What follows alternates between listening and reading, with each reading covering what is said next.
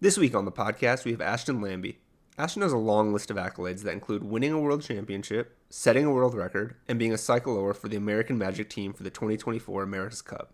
We talk about his approach to weight training, building confidence through achievement, and the mindset it takes to do something no one has done before. Follow along with everything Ashton is doing over on Instagram at Bahama Longbottom and enjoy the episode. Before we hit the intro music, I wanted to introduce to you guys the Yoakum Strength Insider. The Yoakum Strength Insider is our online training platform that takes all of the ideas that we talk about on this podcast and implements them into a program that is available to you at the touch of your fingers. Our goal with the Yoakum Strength Insider is to create better movers, to level up your life, and to move forward from where you are. We do this in a holistic fashion. Not only will you receive a program that has helped hundreds of people become better movers, you'll also receive access to our app that allows you to track everything, has video links for all exercises, and allows you to be in constant communication with a Yoakum Strength coach. Along with this, you'll get our 30-page PDF nutrition and lifestyle guidelines. That includes everything from what to eat, how much of it to eat, why we're eating it, meditation habits, and other lifestyle habits that we implement with our clients to really level up their lives.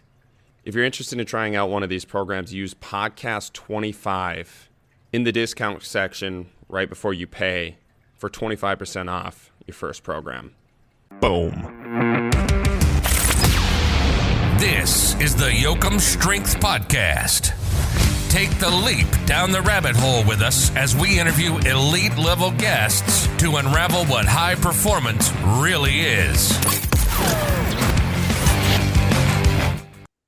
All right, well, Ashton, welcome to the podcast. I'm excited to have you here. Thanks, man. I'm excited to be here. Yeah, you got a mustache that I absolutely envy, dude. I haven't been able to grow facial hair for my whole life, and this past year was the first year that I was able to grow facial hair, and this is what we got for a whole year here. So we're a little behind what you got going there. I did just get a trim up from my wife, so it's looking real tight now. Yeah, it's smooth. How long did that thing take? The first time I grew it, it probably hit its stride in like 2 months, I would say. That's a But I've had it, What? gosh, almost 13, 14 years. I grew it in like my sophomore year of college. Yeah. So I was like 19, and I've had it since then, and I'm 33 now. Yeah, I was gonna say I've never seen you without it, so it's been a staple of the entire time I've Yeah. known of your existence. Yeah, my wife has never seen me without it. She's seen photos of me without it, but there's only a handful of people that have ever seen photos of me without it. You got to go digging, but they're out there. How are the aerodynamics of that when you're on the bike? Yeah, I think it makes you faster. Yeah, I think so too, dude. There's no way it doesn't. No, I don't think it makes a measurable difference, honestly. You'd have to have like a really big beard to make a measurable difference. Really be slowing you down. Yeah, exactly. Yeah. Well, okay. So we have producer Tristan on. He has like a cycling fetish recently. We've had a lot of cyclists on, and been diving deep into this rabbit hole, which is totally new for me and even like Tristan was one of the first like legitimate cyclists that I worked with, and hearing some of the stories and background and the training that he did, and I was like, wow, this stuff is pretty crazy. And now having like really, really like high level guys that like continue to dive deep into the sport. And one of the things that I look at like on your page is that you've had like so many different experiences, like so many different training, a lot of philosophies in the world of cycling in and of itself, which I think is pretty sweet. Can you kind of take us down? Like, how did you get to basically where you're at? But I'm sure it was like a winding journey of like finding things that worked, swearing by those things, and then like, oh my God, I'm an idiot. Like, why did I do that? And like trying different things. Like, where did you start like at with your basic training? And did you have like any eye-opening moments to get kind of where you're at now? Yeah, so I guess I started what I would consider like training cycling, or like following a dedicated training plan. Pretty early on. I did my first century when I was 15, and that's kind of what I define like starting my cycling career as. What's a century? It's 100 miles. 100-mile ride. Yeah. Okay. It just like how that was a full-on race. Like how are you pacing that? It was just, I was 15. I just went into a bike shop this was before like Instagram and everything. I mean, I feel like I'm really dating myself here. Um, but so I bought a bike. I went into a bike shop and I like found, they used to have like flyers, like leaflets of races and stuff. And so I just picked the longest one and I was like, I'm gonna do that. Um, and so then I started racing like with an amateur road team in Nebraska where I was living at the time, and I think they're still around. But so that was kind of my first taste of road racing and sort of the structure of that. And even then, like I would say my training was still pretty unstructured. Like I was just doing, some weekly group rides and races. Wasn't really doing any stuff in the gym or any strength training at all. And I had like horrific back pain from like just riding all the time and like just trained myself into the ground, like got overtrained. And then, kind of decided to like, I just found that road racing was not my thing. It was a little too structured. It didn't really have like a clear pinnacle or a clear goal that I felt like I could get to, or that I really understood at the time. And so when I went to college, I started doing ultra cycling. So I found a branch of cycling called randoneering, which is basically completely self-supported, ultra distance. Like the minimum distance is 200 kilometers, so like 120 miles. And the longest distance you can do is a 1,200-kilometer ride. And so for me, that was a really easy, like, okay, here's the biggest thing. I'm going to go do that. And I think you'll see that that's like a pretty repetitive theme for my cycling career, even though it's quite varied. It's like all about finding the biggest thing. And so I did, a 1,200K, which to sign up for the 1,200, just to sign up, you have to do and complete in a calendar year a 2, a 3, a 4, and a 600K. So you have to prove that you can do all of these like very long rides. And so at that point, I had to add a little bit more structure to my training. I was doing some really basic strength training stuff, but nothing like no periodized strength training, I guess. Just sort of like, trap bar deadlifts, incline bench, like really, really basic stuff just to try to keep my low back, doing some yoga, keep my low back in good shape for those longer rides. It was the first time I'd gotten a bike fit to do those longer rides. And then I guess my switch to ultra, like I did the 1,200K.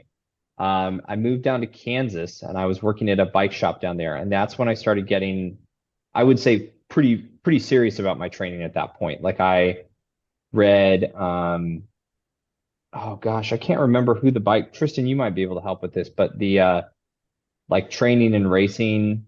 Training and racing with a power meter. Yeah. Yeah. I read that book. That was like my intro to like a periodized training plan. And Was this like the that year, super training of cyclists? It's like it's like an older book, and it's just like, yeah, hey, if you don't know anything about how to properly ride with like instruments that measure cycling performance, yeah. read this and start from there. That's kind of cool. Every sport has like a Bible like that. And there's a lot of information in there at this point that's like incredibly outdated. But Yeah. as far as just like if you want to read a more recent book, like everyone has read this book, and so it's pretty foundational to like your understanding of all that stuff. It's sort of like if you want to start being a bike mechanic, you read like the Leonard Zane Art of Road Bike Maintenance. Like that's just the thing that everyone understands. And so I read that book and did my first like actual training plan. I had like a base period, a build period, a peak period, and all that stuff. And that was I think the big pinnacle or one of my peaks for that year was Unbound. Gosh, way back, I want to say that was 2016, maybe 2015. I got sixth that year, even with a broken derailleur hanger in like the first mile, and started like that was kind of the start of my career, I guess, where I got to a point where I was winning a lot of local gravel races, did really well at Unbound, which was becoming a much bigger race. It was much smaller then than it is today. Like a sixth place then would probably not even be a top 50 now. Like the level of the race has just increased so much, and it's a completely different race. But so I was doing well. I was winning, local gravel races. I was starting to get like sponsorship offers from brands or other local businesses. And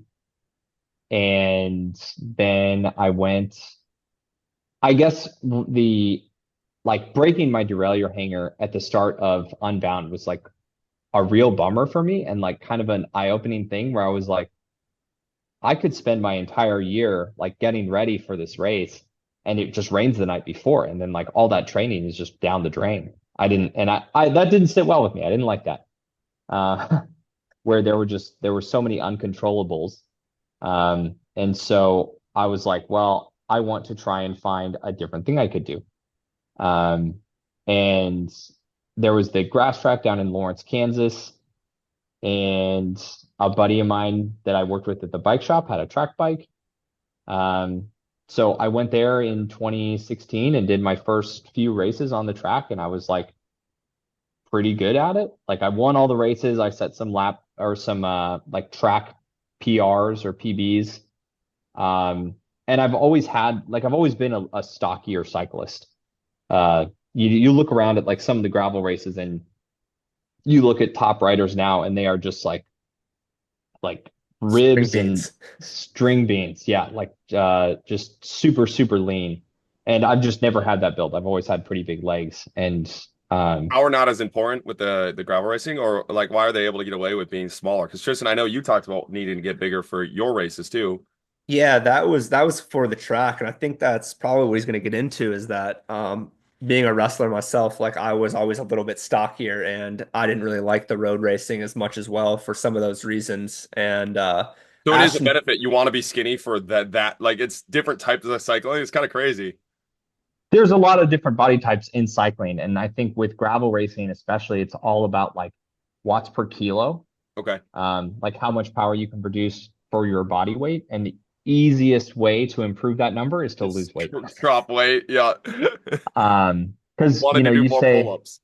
yeah, you say like you're cruising along at like 5 watts per kilo. It's like, oh, well, if I gain another kilo, uh, you have to gain like way more watts than you Yeah. do Yeah. for losing a kilo. It can save you a ton of watts, dependent on your body weight. so how did you go from like the grass track into transferring that? Because I know like in the middle of Kansas, it's a bit different than like the world stage of cycling and even like the US. Like how did you transfer from that area in Kansas to like going to your first like elite competitions in the US, or did you kind of do that stuff on your own, or was that something that people reached out to you to like offer opportunities? Yeah, I mean, I was getting a lot of support from my family to start my career pretty early on. I'm sure you remember the old like creative landscaping kit. Um, I mean that's my dad's landscape company, so that was Hell huge to yeah. get that support. Um, and then, I mean, I remember I was working with my strength coach at the time, Christel Sega. I think Tristan, you worked with him or got to know him a little Yep. bit. He's still to this day, like I feel like I've learned a ton from him. He was one of the best coaches I've ever worked with. Were you working with him at that time in Kansas already? I think if I remember correctly, I was because I met him when he had his gym in Lawrence, Kansas. And if it wasn't at that time, at the time of the grass track, it was really shortly thereafter. I think I was working with him leading up to my first national championship in 2017. Okay, I'm gonna derail us here and ask a dumb question. Yeah, When you guys are no, saying go. grass track, like you're racing on grass? It is literally like a grass, like they open it for, I think 3 months out of the year in between first and second cuttings of hay. Like it is literally a grass. Is it a straight line? Is it a circle? What is this? It's a Like what? it's a circle. It's a 333 meter oval, basically. Okay. Yep. Is it raised like Tristan yours, or is it just No, like straight? It's you're just whipping in the flat. grass. Yeah. What are your bikes like? Like, what's the difference in the bike on the track They're the versus the same. bike? They're still track bikes, so they're the same as you've probably seen Tristan ride with one gear and no brakes. Yep. It's just wider tires. Uh, Interesting. yeah. The So grass holds up. no, there's like a little tiny like dirt berm, sort of like a little dirt rut that Yep. from just people riding around. And so, like, are your later? So I'm just gonna keep asking the questions that are No, probably no, like your later laps. Are they faster because it's like more worn down and you're able to get through, or like how does this work? it's pretty slow. It's like that's like I feel like biking on grass or that would suck, kind of. Well, but that's the fun part, right? It's like if you're doing stuff, A, the speeds are slower. B, if you crash, you just like land in the grass. And Yeah, so that's true. You it's a know, little better than, if you crash at the track in Colorado Springs, it's like you're jumping out of a car you're skidding for 30. Yeah, ass naked at 40 miles an hour. Like that sucks. Versus like, oh no, I fell in the grass. Like, oh, it's fine. So I mean, it's very accessible. Like it's a really easy way to get started. But yeah, that's what it was. and So did being heavier and stockier help with the grass races compared to the other ones because it's like you're pushing against something that's not as I would say I don't know like conducive. You know, like you almost have to push more in. Like it's almost I feel like it would be better to be heavier in the grass. when you say other ones, do you mean gravel races or Yeah, like like the gravel races or even like well, I guess the Regular track too. track. um no, I don't think being heavier makes that big of a difference. Okay. I think it's more like having the strength and the torque to be able to like start and push on a grass velodrome. Like you're just going to have more resistance and your momentum isn't going to carry you the same. Which is kind of the same as riding on gravel. Like Yeah. when you ride gravel, like you have to pedal and you have to push a majority of the time versus riding on road.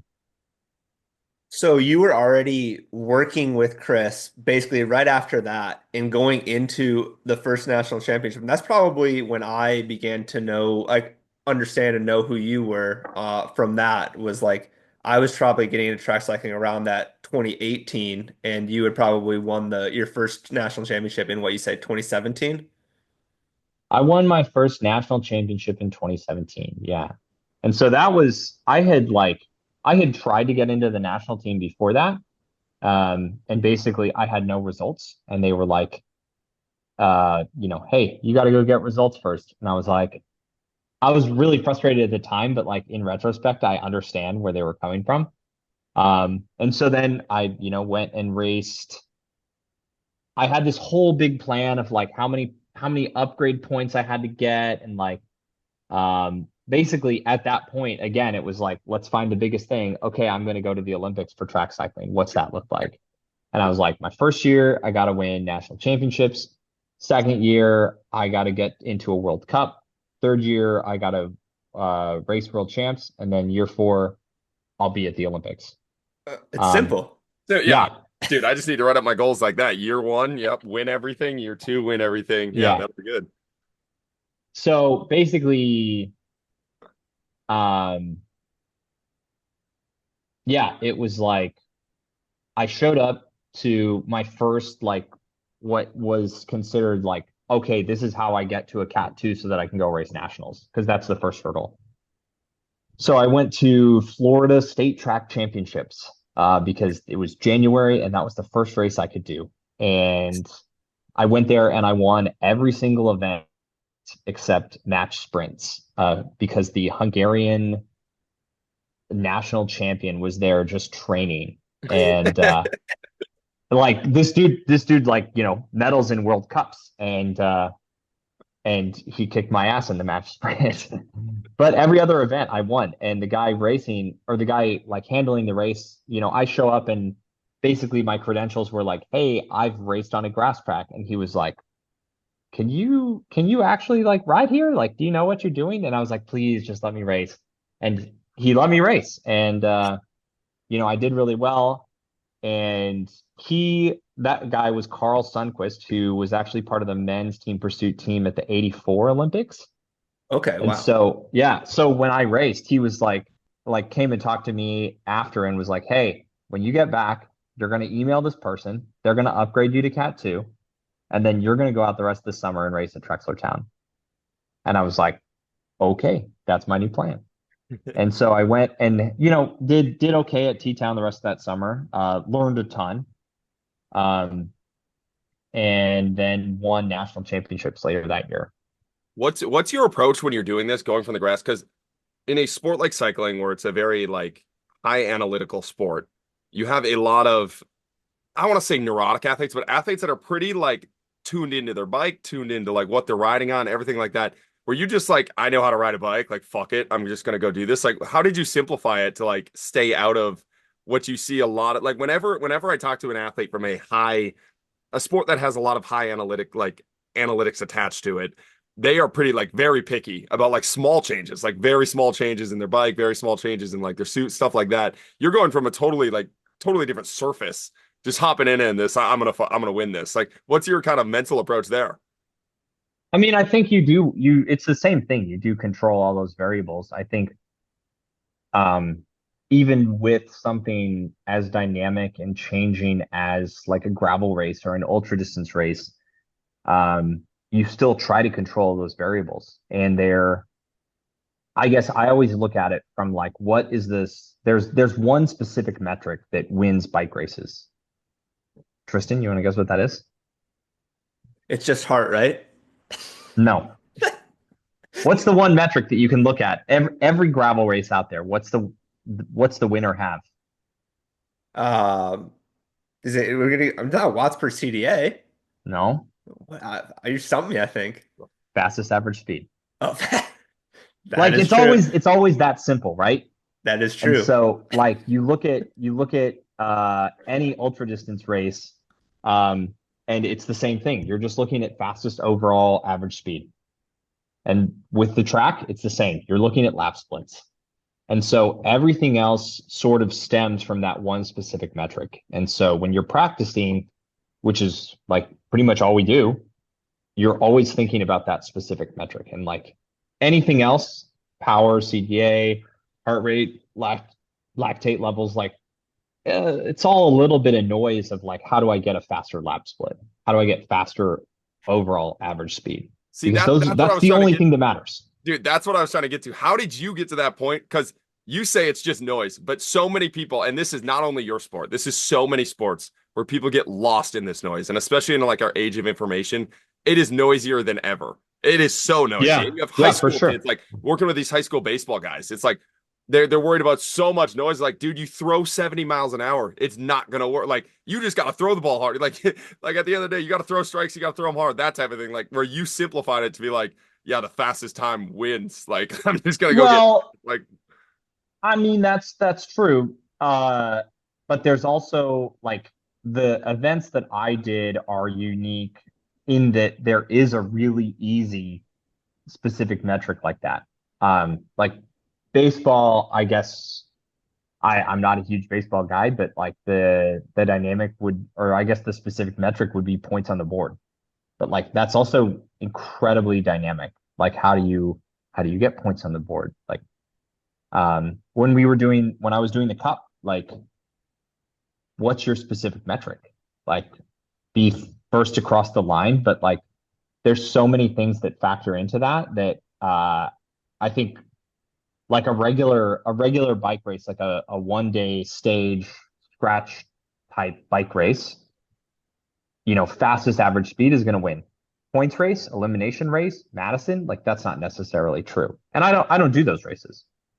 And I think there are other kinds of races in other sports where that that can become much more complicated than something like team like individual pursuit. So is that kind of what drew you to to initially the individual pursuit and like the team pursuit was The the simplicity. almost the simplicity and being able to there was so little outside uh variability. Like I mean any variability like in Absolutely. conditions everyone had to deal with. Like obviously tracks are Yep. slower, this and that, but like realistically it's everyone's dealing with the same thing and it's going to be the same for everyone. 1,000%. Yeah.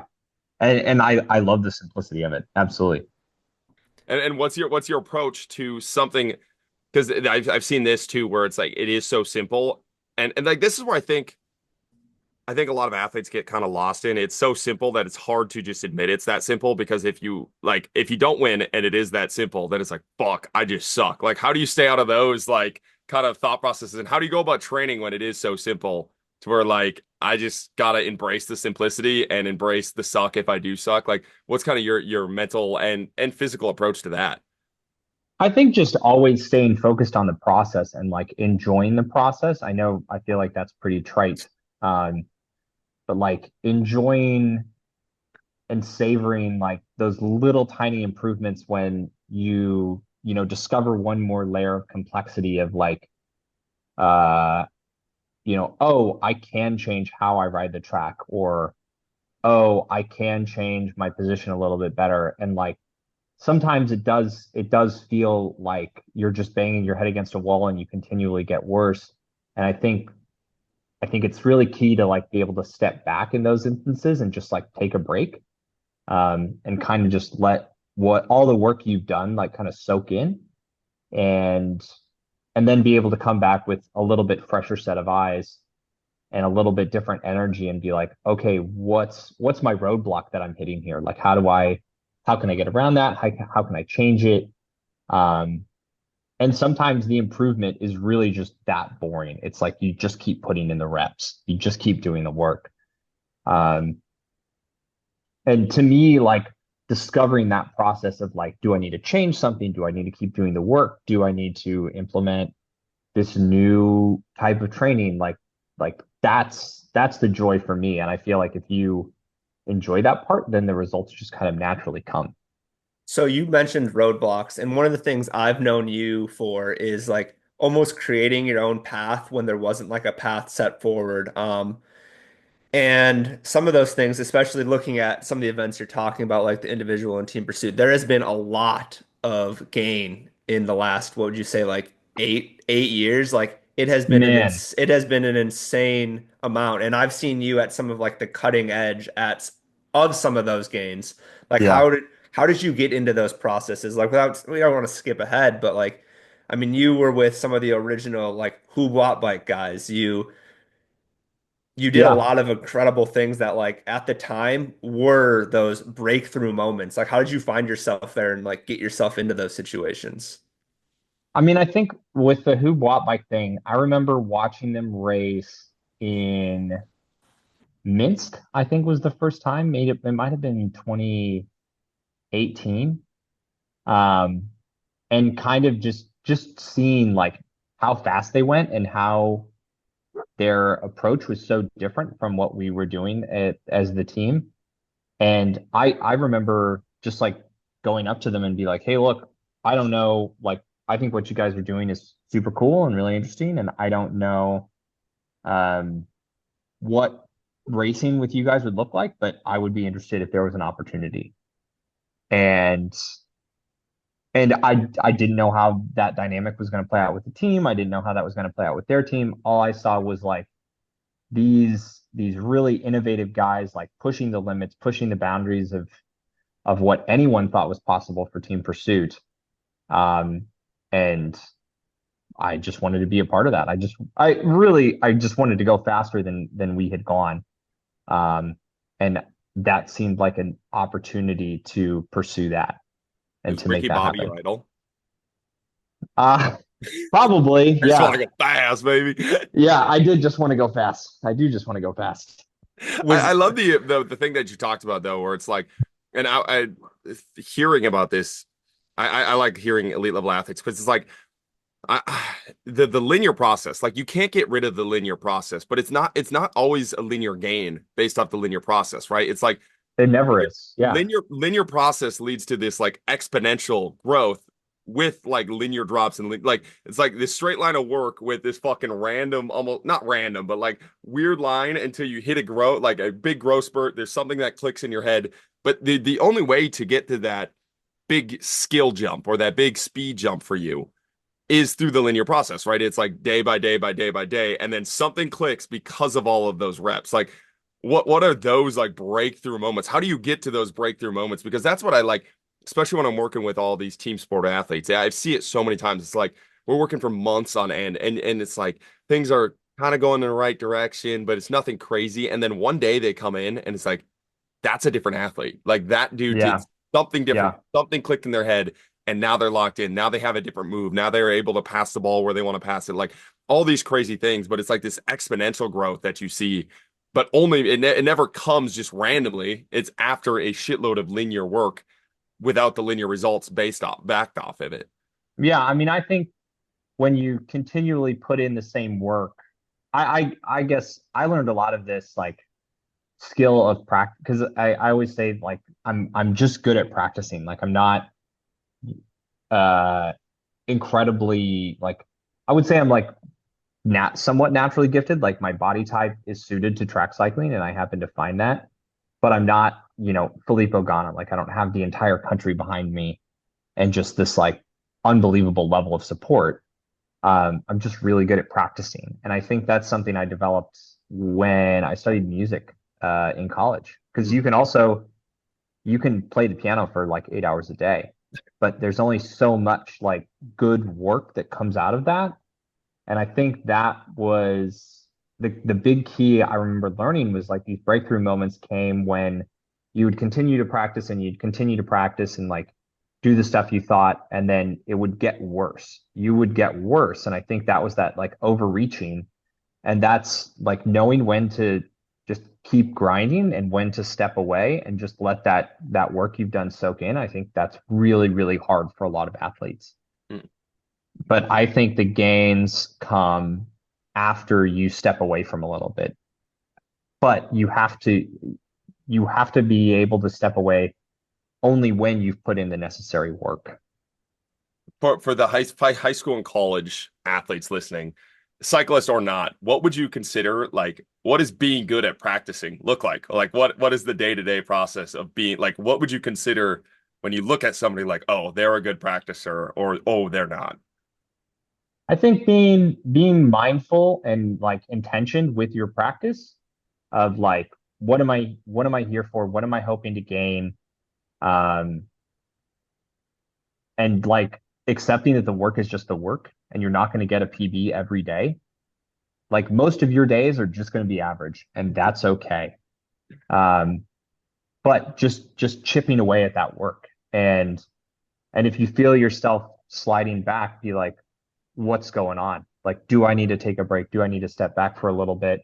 Or is this just part of it? Like, I just had a bad day, and those happen sometimes. I think being able to sort of step back and like objectively look at your practice and the work you put in is so key and really difficult. It's really difficult to not let your ego get tied up in it, and you have a bad day at practice and you're like, oh, I'm just shit. Like I'm never going to be good at this.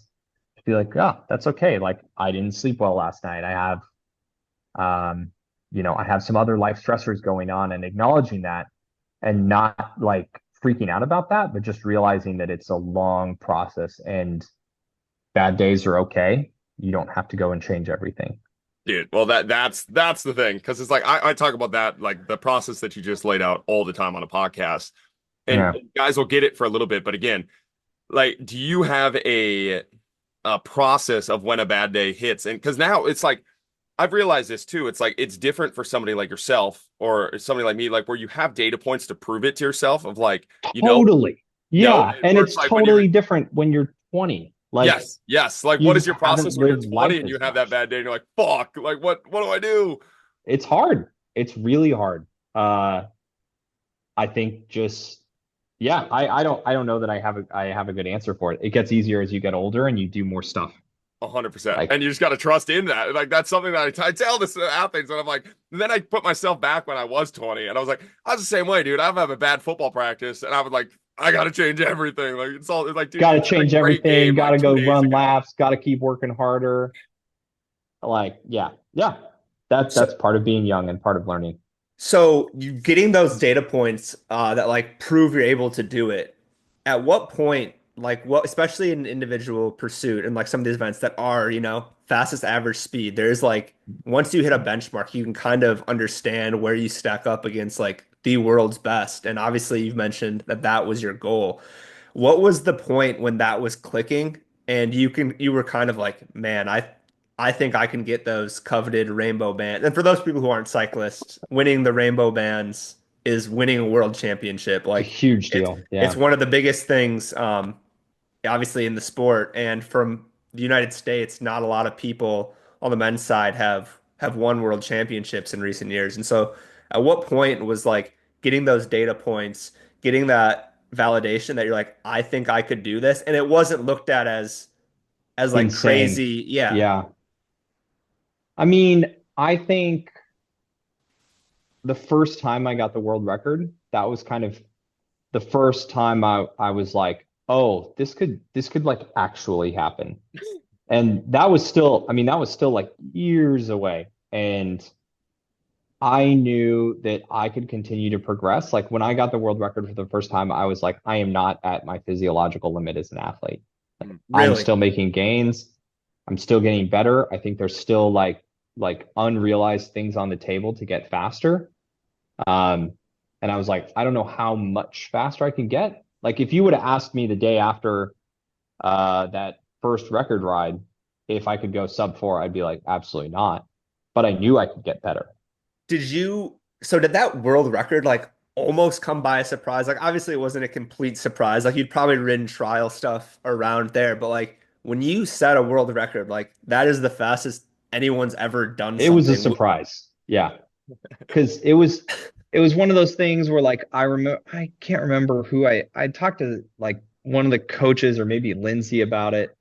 Um, and I was like, I was talking to Lindsay about like how much realistically I could expect to gain at altitude. And I think I'd ridden because that was also the first Pan Ams that I had trained through nationals. And then I was peaking for Pan Am champs. And so I think I rode like, I don't remember, like a 4 high teens or something, maybe in the 20s at nationals. And I was like, well, like I could realistically see like, maybe 5 seconds from a peak, maybe another 3 seconds at altitude, maybe another 2 seconds just from like the energy on the day.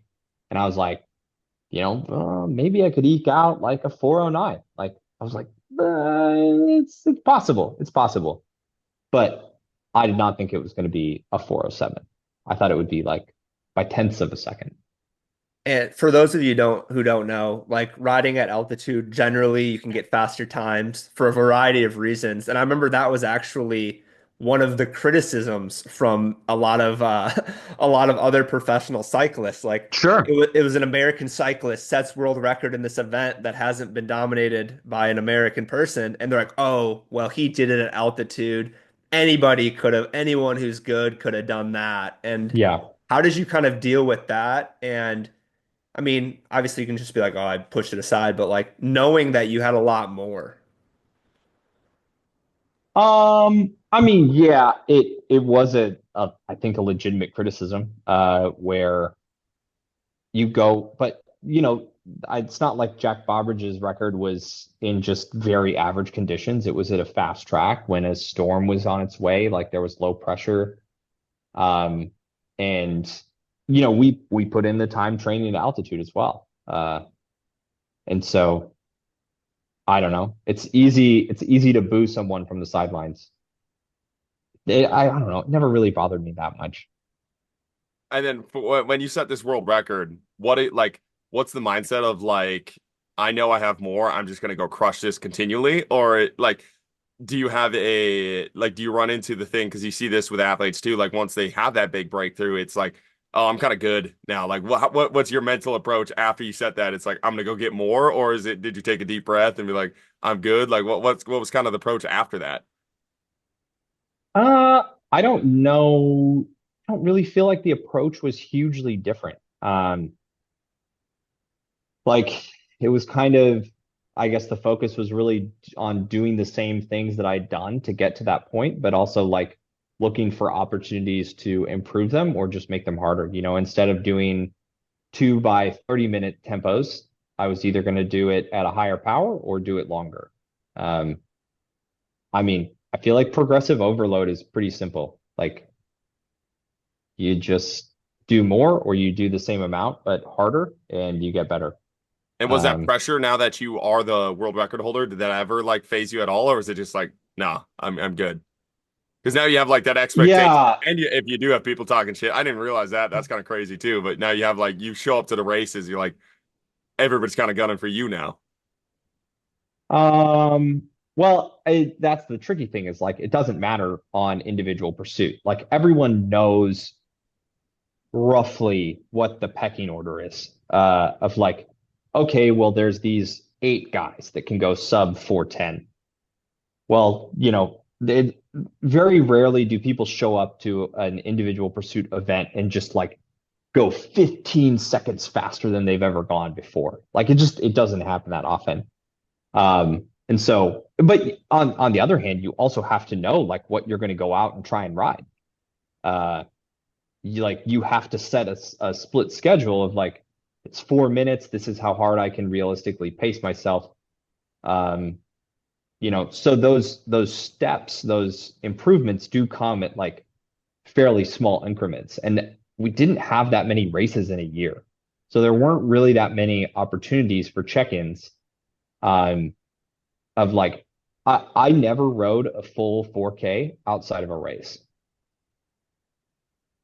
So it was pretty much just like just keep focusing on the work, focusing on improving those lap splits in the intervals that we did and trust that if I can do a flying 3K faster than I did 8 months ago, my pursuit is going to be like my 4K pursuit is going to be faster. So with talking about how you've slowly like increased your speeds, increased like your ability, I know that like watching you, you trained a lot different than a lot of people who were traditionally training with like some huge high volumes and um basically just like trying to build up the massive aerobic base versus like when I saw you when you were trying the last few years, you were training almost more like a mid-distance runner or a short distance Yeah, runner. yeah. And it was pretty electric to see because it was in my head it was like a big question mark because I hadn't seen anyone train like that to do an event like you were doing. It was a huge leap of faith for me to train like that. I think I had always trained with really high volume because uh my wife says that like my superpower is always my ability to recover from hard workouts. And I do recover very quickly and like I carry a really high workload and I've had a lot of success with that. But that's also like I tried to recognize that as something that I was really comfortable with. Like I like doing long rides. I like putting in high volume. Like I'm used to feeling that fatigue. Um, but talking with Chris and learning from Chris over the years, I came to trust him a lot and his sort of scientific approach to things. Um, and looking at the data, there was a really compelling argument of like no one had tried this yet. Um, no one had like taken this sort of energy systems approach and looking at like what are the energy systems used in a 4 minute event. Uh, except no one in cycling had taken that approach except and you had to go to different sports and look at like mile runners. And so that's what we did. Um, and yeah, I mean it was a very like that was all new training for me in like the 8 months before the sub 4 thing. S- So how did you almost like convince yourself? Because I mean, usually it'd be easier to convince someone at not an already top of the world level to completely change everything they did to get them there. Like, what Yeah, was the mindset going into that? Because like you just do not hear of that too often, that someone who's, podiuming at world championships, winning world championships is going to completely change. completely change everything they're doing off of with no data to back it up in the respective sport. Yeah, that's when you put it like that, that is you're not wrong. That it's messed up. It's pretty wild. I guess what I was kind of thinking about it was like if you keep doing the same thing everyone's always done, like you're gonna keep getting the same results that everyone's always gotten. Um, and in order to do, like, I felt like I was getting pretty close to the top of my physical limit at that point. I mean, that was now the record was in 2017 and this was now in 2021. So, I mean, I've been training in roughly the same way for 4 years. And I was like, we kind of got to find a way to mix it up. Like just doing the same stuff and doing the same amount um, isn't necessarily going to cut the mustard. And I think the other big thing that was continually changing in the background was like we were just running bigger and bigger gears. And so I think strength was becoming a much more important factor in that.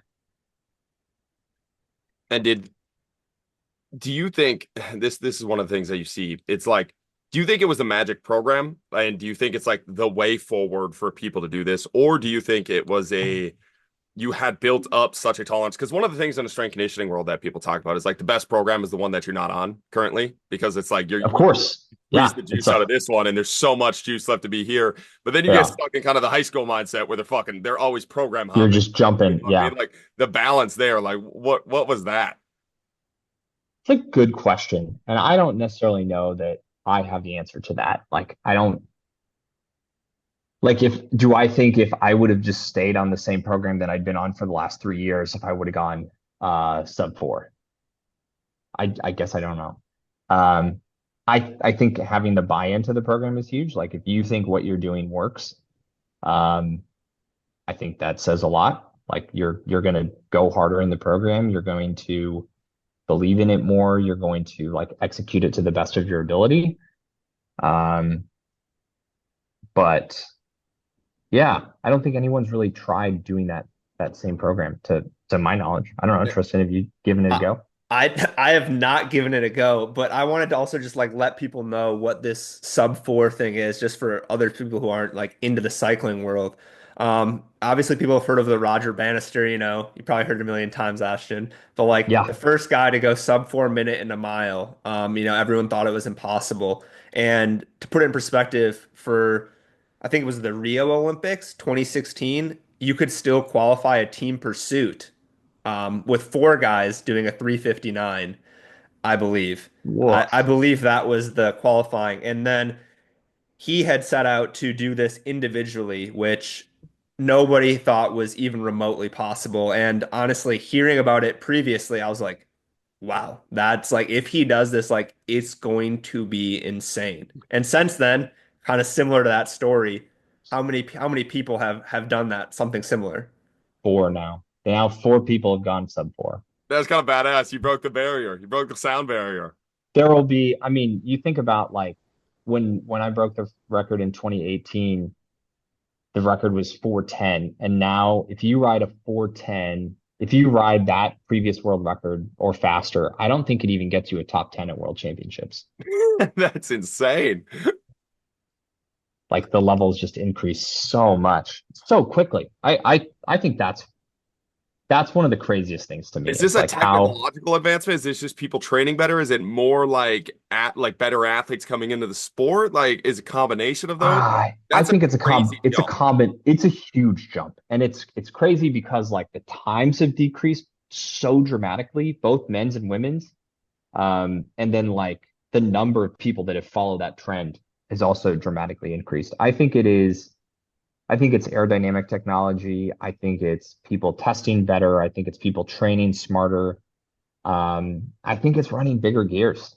I I think cycling in general, but I think track cycling especially is like so steeped in the tradition of like, hey, this is how you do a team pursuit. You do a team pursuit with one lap poles. You do frequent changes so you can keep the speed high, and everyone runs, tiny gears. Everyone runs the same gear.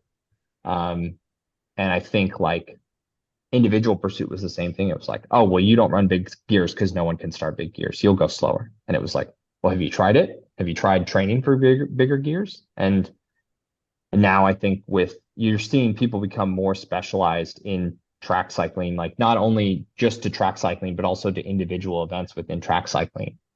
And you're seeing people change their approach to like what's essentially a math problem. Yeah, that's pretty badass. And I you see it in team sports too, where it's like there's always a risk, and that's the thing with the risk too. Is like a lot of times like somebody could have tried the big gears and it didn't work, like, and then it's like just Yeah, food on, and like a lot of times those risks and the gambles, like they're gambles for a reason, like, and they don't work, and then but when they do and the risk does pay off, like you said, it's literally like it changes the sport completely. yeah.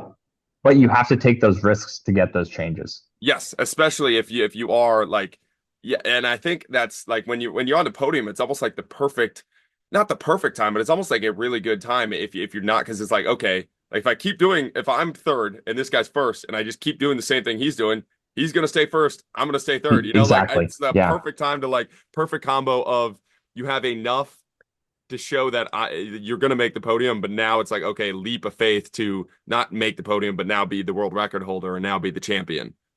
And I think that's to kind of go back to the earlier question about like how important was the training for the sub four.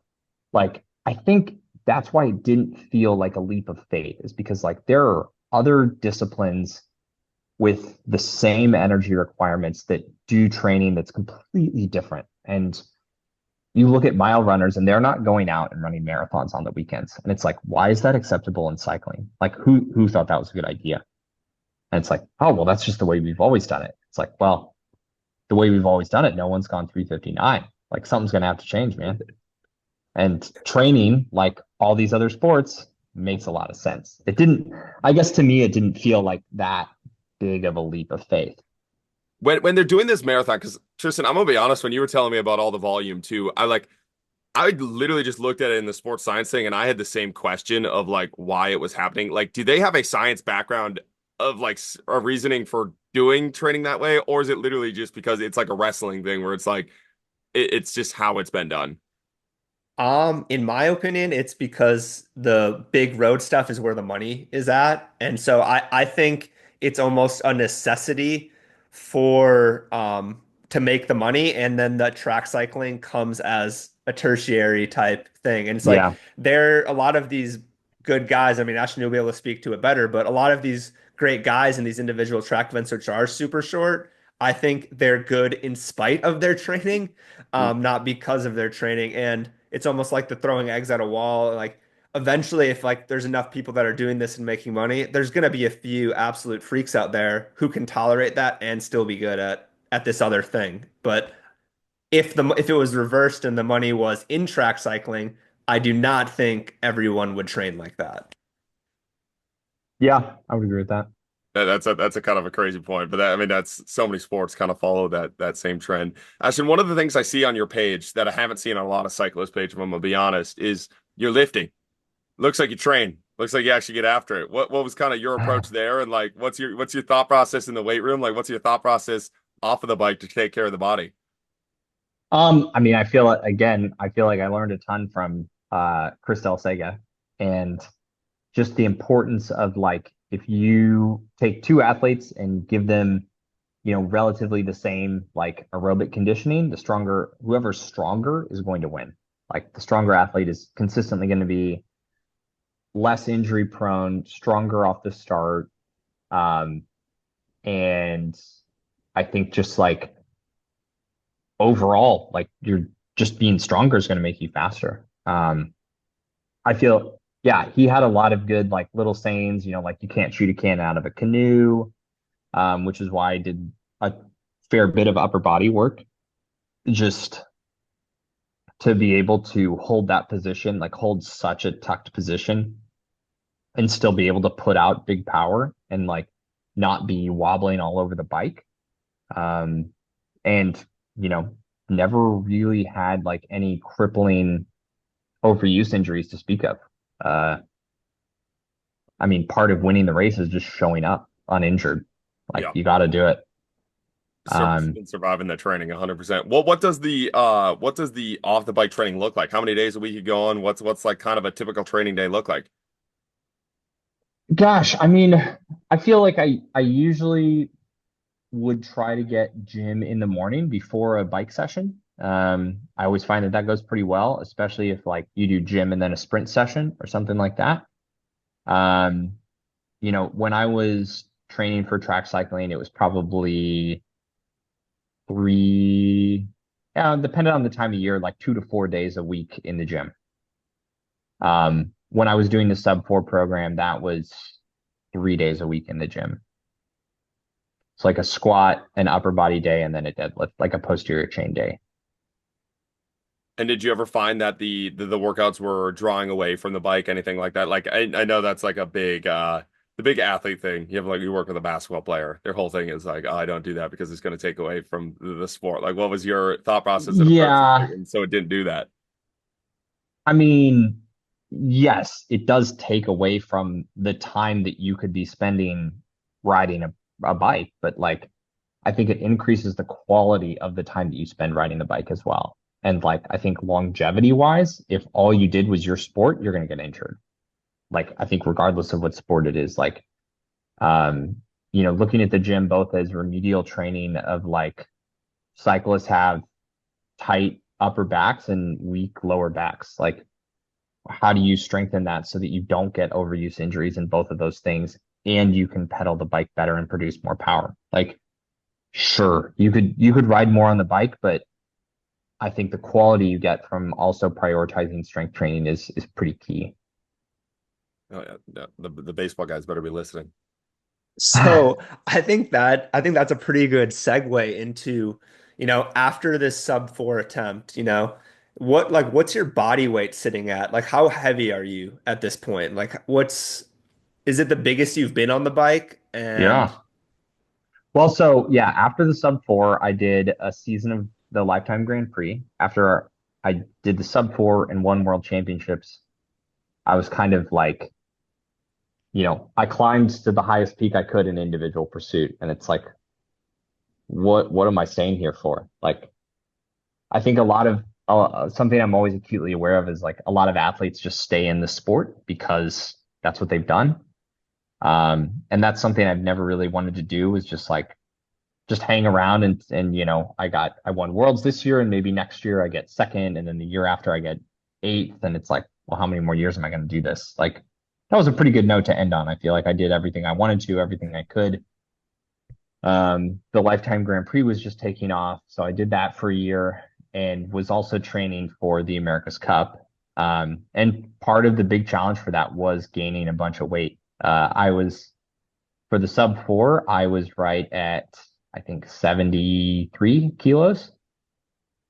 And I had to weigh in at 92. So Kilos per almost day. 20 kilos more. so Um, what yeah, was the mental mindset in like you've mentioned so many times how like you want to, set your highs on like the highest goal and like just get after it and you like to break things down simply. How do you go like what's 19 kilos is what? That's like 40 pounds, right? yeah. How Over 40 pounds. how how did you gain 40 pounds and what was like the time frame and methodology? Like obviously it's calories in, but It's calories in. I think for me it was really fun because I got to do all sorts of different. I feel like most of my work in the gym until that point had been like just building strength and not really building size. Like I hadn't done hypertrophy training, uh, really to speak of at all. It was like I'm going to maintain the same size and be as strong as possible for that size. And now it's like, I guess for, a year and a half, I was doing like all this like BF blood flow restriction training, Oh, German you were in volume deep. training. Yeah, all Yeah. sorts of good stuff. And it was super fun. Like just, I benched 225 for the first time.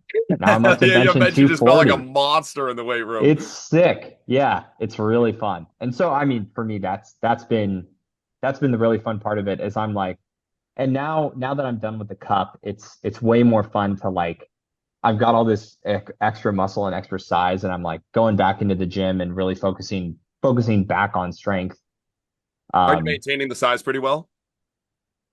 yeah, Yeah. even though I felt like when I was in the cup, and it was also tough because like our days were much bigger. Like, we're at work 12 hours a day, um, taking care of the boats, like building stuff, gym, video, sailing, like there's just so much stuff to do.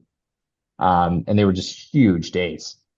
And it's really hard to like A, find time to eat, B, actually do the eating when you're burning that many calories, and like C, find time to do the gym.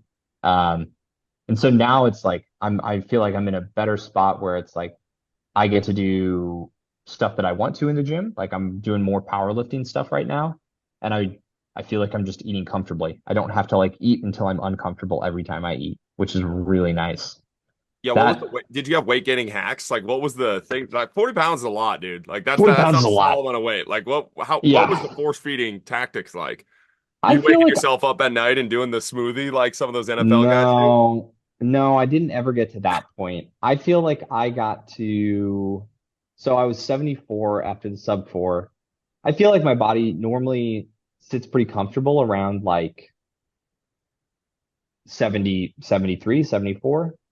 I feel like when I started eating, I was like, I'm gonna make, eating intentionally like a priority. And I feel like I jumped up to 80 reasonably quick. Um, and just cutting down some volume on the bike. And and then I feel like after that point it was a grind where it was like I'm doing weight gainer smoothies, post Yeah, workout to get run a me through ton of like a day of eating. What was like a day look like? like big breakfast, eggs and rice and cheese.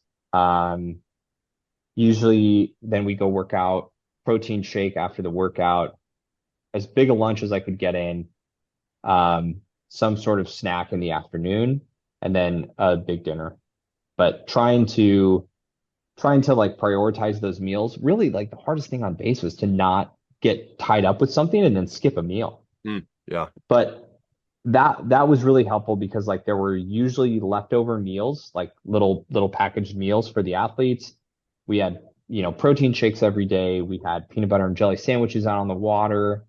But trying to like always prioritize just getting some form of calories in, whether it's like, oh, the bottle that goes with me on the boat has some some high calorie drink mix. Oh, we're doing a pause. Like I'm gonna have half a PB&J, or I'm gonna have half a water bottle. Like every time we get a pause in between sailing, and just being consistent like that, I think is the key. Do you, when you first like contacted American Magic or they contacted you and you're weighing in, like, let's say that 75 to 80 kilos, were they almost like, hey, buddy, like, we, we You're need not to, gonna cut the mustard. yeah. Did you take that almost as like a personal challenge? And you're like, watch Yeah, me gain 25 pounds in 3 months or 2 months, whatever it was. Because the time frame, it from was talking to tight. others, it was like you guys were talking to them, and it was what 18 months out, and you were so in like 6 months you put on almost 40 pounds. I started talking with them. It would have been like the summer of 22. I came out to Pensacola in the like winter of 22.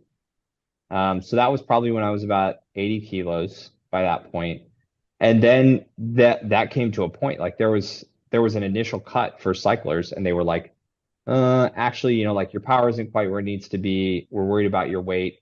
Like, you can keep training and we might have another spot open up in October of 23. And I was like, I'd been on base, I'd seen the yacht, I'd met all the people, and I was like, this is such an incredible, unique opportunity. Like, I want to be a part of this so bad. And so I was like, look, I'll do whatever it takes. Like, let me know if anything changes. I'll contact you guys in October. I'm just going to keep training my ass off and hope to be a part of this. And and then they contacted me like 2 months later, and they were like, hey, actually, we want you back. Like, can you come help pack up the base and then go to Barcelona? And so it all worked out in the end. But it was a huge concern. Yeah.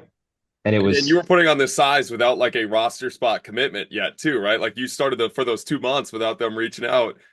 You yeah. already started that. Yep. I was like, this is the plan. Eat big, get big. But I was having fun. I was like, I was doing some serious intensity on the bike to get that power. Um, I was doing a lot in the gym, and like overall, I mean, aside from like the constant eating, I feel like that's probably like my body feels better on that kind of training than like riding 20 to 25 hours a week. Yeah, Like, absolutely. yeah, So was it pretty awesome to just see, like, I mean, I've never seen a weight gain like that in my life, but to just see power numbers that like you had never seen, or like how much did your power go up? Like watts per kilogram, like they were probably at an all-time low almost, but or were it was they, definitely lower. Yeah. but like to see just raw absolute numbers just like go off the charts. Yeah. I mean, putting out over 400 watts for 20 minutes was sick. And what was it before you put on that weight? Like, how much of a difference did the weight add? It added a pretty good bit. Yeah. I don't know if we're allowed to talk about specific Oh, power metrics, but it was a lot. It was like 10%.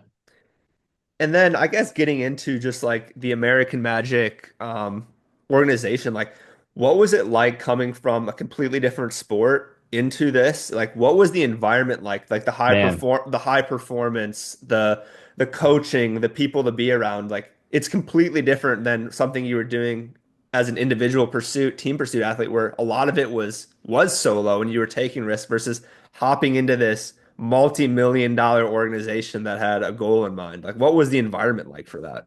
yeah. I mean, I think sort of back to like the specific metric conversation, it was like there was no clear specific metric um of like, yeah, boat speed is important, maneuverability is important, but all those things come at the cost of other things. And so I think getting into that sort of dynamic environment was really exciting after being in a sport and, just focused on riding a tiny little black line for like 5 years, 4 years. It was fun to have like this huge multifaceted problem, and you get to work on this team with like 100 other people, all in completely different fields, and all of them are like at or near like the best in the world at what they do. Um, and the level of data analysis that they have is unbelievable. Um, the team environment was incredible. Like everyone is just so supportive of everyone else because what your job is like impacts so many other people down the road. Um, and I also had the opportunity to get involved with the fiber optic sensing department, which was for me a really nice break after 5 years of just riding bikes, or even longer of like my day to day is completely just riding bikes. And now it's like, oh, I get to learn this entire new skill and like do this totally different thing and contribute to the team in other more meaningful ways, other than just doing the same thing and riding my bike every day, which How I did also still did. how did the like now that it's done with and it's you got your first experience, what was like the taste of it? Like the race, the whole day of the game, like what was that like? Was it Yeah, like everything that you were building up to and it's like, holy fuck, this is real, this is awesome. it was. I mean, I remember like uh the big thing for me was just like how long it was and how big of an event it is. I Mm. mean, it's hard. Like it's one of those things where like the days are long, but the weeks are really short. Where we go from in Pensacola, my first day there, it was like, hey, what do you think about riding recumbents? Like, are we going to make this decision? Like that boat was just a drawing on a page. And then to see it go from like being built to being painted to being sailed to being put back in the shed for the last time, like all of that and the just the hundreds of people involved and like the huge days to make everything work and fix one thing that didn't fit and uh oh, we wrecked this one thing, like we got to go fix it. Like it's it's such a huge experience, and it's really hard to like it's hard to compare it to cycling. Like it is just so vastly different because we were just one part of like this incredibly huge team. Is will they use that boat again, or is it like is that thing is was it like a one race and then next like is it every year you guys start from the piece of paper or do you start with Yep. every year? That's crazy. Yep. Well, the race is every 4 years. Okay. Usually. Yep. And that's the interesting thing about the cup is that the winning team, so in this case, New Zealand, they get to pick both the location and the time of the next cup. Oh, that's kind of sick. Yeah. It would be like if whoever won the Super Bowl got to change three different rules. They got the first five draft picks and they automatically got a spot in the Super Bowl. And then so you build out your boat specifically for the location where it's at type thing. Yeah, correct. Yeah, Like that's cool. our boats this time had bigger foils and longer arms because the conditions in Barcelona compared to New Zealand, where it was for the previous cup in 2020, uh, the waves are generally higher and the wind is generally lighter. And so they built boats to that condition. So is in the next 4 years, I guess 2028, is there gonna still be a spot for cyclors, or is that undecided? Or Undecided. what's kind of your next stop? Like the race ends, the day Yeah. like the race ends. What's next for you guys? Like what happens while you're on the team? Or like what's next after that? I'm not, I mean, we don't know yet. There's, you know, Ineos, the UK team is now the challenger for the cup. And so they're, slowly leaking out information that like the cup won't be before 2027. That a location still hasn't been announced. We don't know if it's going to be bikes. We don't know if it's going to be, um, hand cranks. We don't know if it's going to be batteries and they just completely take us off. How does that work? Um, Somebody just picks, like, what do you mean? Like, they just pick, or is it like per boat you get to decide what you want to do? there will be rules. So there are a They lot of change the rules rules. every cup. They can change the rules every cup. Okay. Some of the rules stay the same. So like the class that is the AC 75, a 75-foot foiling monohull boat, that will be the same. Okay. But aside from that, we don't know. And Yeah, then the then is it winner like the can like team change fits stuff. and the team Yeah, fits like the reason this one was cyclist because the rules it made the most sense to have cyclist in there to optimize the rules, or is it the rules saying you need to have people that pedal in here, or how does that work? I can't remember what the exact rules were, but it became pretty apparent early on that like everyone was going to be using cyclists. Okay. Yeah, And was this the first one that it was cyclist? Because I believe it was all hand stuff, like hand grinding before that, correct? it And so was. this was the first time and since when did you know the history? Like when did it start? The 1800s. So this was the first Yeah, time since the 1800s that a cyclist had and ever been on a boat for that. not the first time. New Zealand did it in, I think, the 2016 edition in Bermuda. They were the only team that did cyclists. Okay. But yeah, this is the first edition where it was just cyclists on all the boats, like no grinders. And is that be and that's so that's what I'm interested in is like is it because New Zealand did it and they're like, oh fuck, there's something here? Is it like the where you switch your training up and people are like, oh, this is how you break through that 4 minute mile? You got to do something a little bit differently, or did they just finally allow it? Like, what was that? Like, why did everybody take the same path? They just allowed it. And Okay, everybody didn't take the same path. I mean, we were the only team that was recumbent. Everyone else was upright bikes. okay, I would say the teams took quite different paths. okay. And the Yeah. boat are the boats looking the same? Like because like that's what the thing they talk about in the Yeah. F1, where it's like all the cars kind of look the same, but everybody talks about like that's a fast car, that's not a fast car. Is that the same with the boats, kind of? There are small differences. Yeah. Like I think you as someone, like both of you guys not having been in a cup and probably I'm assuming not super familiar with sailing. And even me not very familiar with sailing. But like I would look at all the boats and be like, oh yeah, those are very different. You can tell the difference. That's kind of cool. I might not necessarily be able to tell you which one's faster or slower, and that might not necessarily be the right question to be asking. Uh, but they do look different. Fuck yeah. Dude, this was sick. We got into some weird ass rabbit holes there that I had Yeah. an interest in. Before we go, can you explain the painting behind you? Oh, this is me and my wife both really like art. We like just going to art museums and having art around and painting.